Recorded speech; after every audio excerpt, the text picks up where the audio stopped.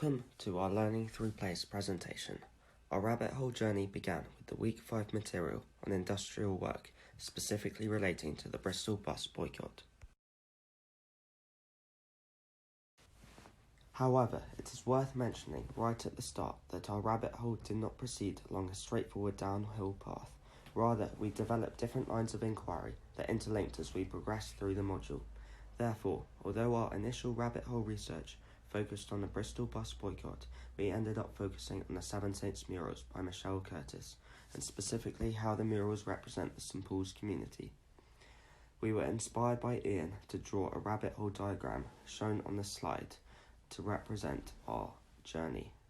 As we built our final research question, we made use of the work by Clive Barnett to ensure that we were asking a how rather than a why question. Our starting point, however, was the Bristol bus boycott, partly because of the links to slavery and racial discrimination that we had explored in previous weeks during the module. We were also fascinated by the parallels in Bristol to the civil rights movement occurring at the same time in the US.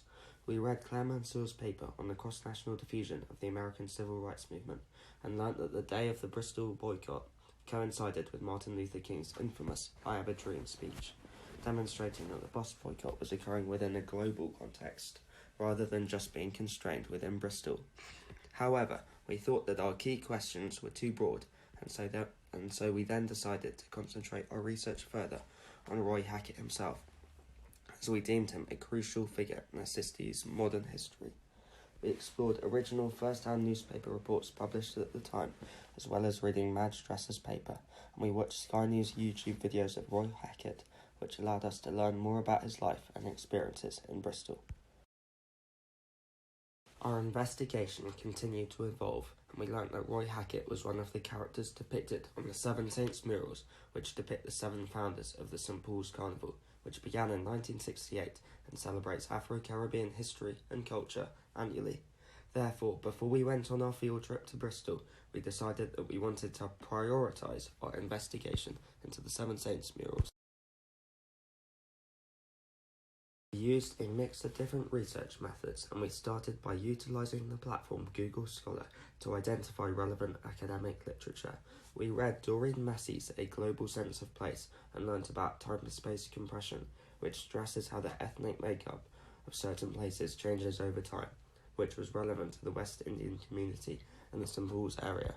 We also read Maureen Schultz's paper about viewing contemporary artworks as decolonial interventions. Then, when we went on our field trip to Bristol, we downloaded a walking tour app from the App Store, which enabled us to navigate our way through the St Paul's area and find all 7 murals. The app also gave us information about the people represented in the murals, such as Carmen Beckford, who worked as a nurse and a community officer before becoming the first black woman in the Southwest to receive an MBE. Furthermore, having visited Bristol as a group, we were intrigued by the community feel of St Paul's. As such, we felt that research into the culture and ethnic makeup of the area would complement our research into the murals. This fascination stemmed from simply walking around the area and witnessing the diverse feel the area gave, with food stalls and posters advocating for migration and Caribbean inclusivity. A simple Google search into migration within St Paul's led us to the 2011 census data of country of birth of St Paul's residents. 62% of residents were born in England, which is significantly below the English average, where 83.5% of resident population was born in England, highlighting the prominence of migration in the area and confirming our original beliefs on the diverse nature of the area. Whilst walking around during our trip to Bristol, we stumbled across the Malcolm X Community Centre. Located in St Paul's, the Malcolm X Community Centre is at the heart of Bristol's African-Caribbean community. During the Windrush era, the first generation of Caribbean immigrants moved to St Paul's, making it a significant hub for the black community. Over time, St Paul's has suffered from a lack of investment in infrastructure, as well as education and housing, creating an unfair, fractured relationship between the locals and the establishment. The Malcolm X Community Centre was born out of the St Paul's Uprising on April 2, 1980, which catalysed further uprisings throughout the 80s across Brixton, Liverpool and Birmingham. Since then, the Centre has worked to address issues and concerns that particularly affect the African-Caribbean community. Having researched the Malcolm X Community Centre and from the information on the map which we used from the app Seven Saints St Paul's, we noticed an underlying link to the majority of the people on the murals. This was the Bristol West Indian Parents and Friends Association. As such, we were intrigued to find out more about this association and delve into our rabbit hole further. The association's aims are to help current residents with family in Jamaica or Jamaican heritage, those looking to invest between Jamaica and Bristol, and help people issue visas to travel back and from Jamaica, highlighting the importance of the association to the local Afro-Caribbean society. Similarly, Michelle Curtis allows the cultural heritage of St. Paul's to be celebrated through her artwork, the Seven Saints murals. We watched an interview by the RIBA of Michelle Curtis talking about her art project, who is an artist who migrated to Europe from across its current borders. Her project was an example of contemporary art practices celebrating decolonization in a more inclusive way as to commemorate the past. In the interview, she mentioned that as a young girl, she had placed her interests in studying architecture, as she had always been fascinated by the idea of science and art being merged as one. She had tried to take a digital design class, but was advised against it. Being a black woman, she was herself a victim of an embedded prejudice at school, and she was constantly discouraged to take any form of natural science or art. She was told that architecture, being the career that she wanted to pursue, wasn't deemed suitable for someone of her ethnic and cultural background, and was met with silence any time she brought it up. She made her mind up against the stigmatization and pursued a career in art anyway, viewing it as an outlet and a way of expressing a piece of her mind, but they still weighed on her hopes. In the interview, Michelle mentions choosing St. Paul's as a location because it is seen as a marginalized community and has been viewed this way for an extended amount of time. In an interview she did with him, Michelle Curtis mentions that after having first moved to Bristol, Roy Hackett had asked where he could find a place to rent, and someone replied saying he could go down to St. Paul's because that's where, open quotations, you lot are, close quotations. The prejudice prevails even to this day, as people still perceive St. Paul's in a specific light, and as a no-go area. Despite St. Paul's being one of the oldest communities in Bristol, there is nothing there. It is especially surprising when you realize its proximity to Bristol's centre. It didn't feel like the natural area to create a creative place-making project to enhance culture and the heritage of that area, but she wanted to dispel some of the negative connotations embedded there. Her goal was to attract more people there and break down that invisible barrier and prejudice. She wanted to start an extensive wave of making invisible past visible, not just in St. Paul's, but everywhere. As she mentions in the interview, it is not just Black history, it's Britain's history. The murals are meant to celebrate the culture and heritage to remove this label that Bristol obtained of just being a slave trade city.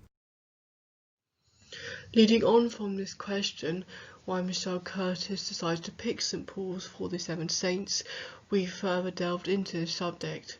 We decided one of these reasons may be the stigmatization in St. Paul's. We found out some valid secondary information to scholarly articles and reports, which led us to focus on several factors which cause a stigma, such as, during the 1950s, there was a demographic flight of English residents out of St. Paul's after the war. This then caused art houses to come into multiple occupation for the West Indians and other people from the Commonwealth immigration period.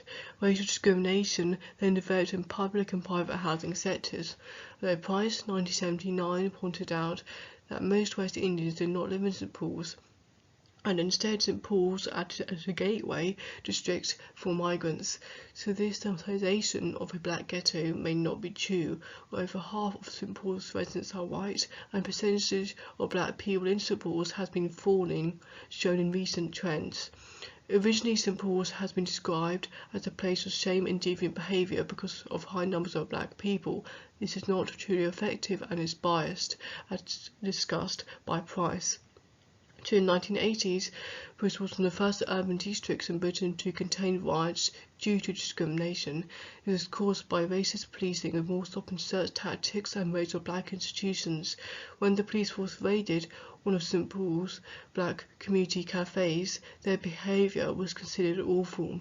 The cafe was called the Black and White Cafe, and he visited the site when he went on the Bristol field trip, since it was demolished in 2004.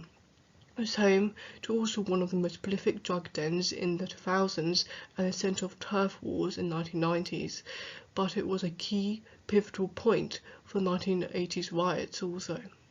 After the riots happened, though, there was a high stigma in newspaper reporting and racism when it was in multiple ethnic protests. Overall, all these factors have caused stigmatisation in St Paul's, by reflecting racist, biased views against the St Paul's community.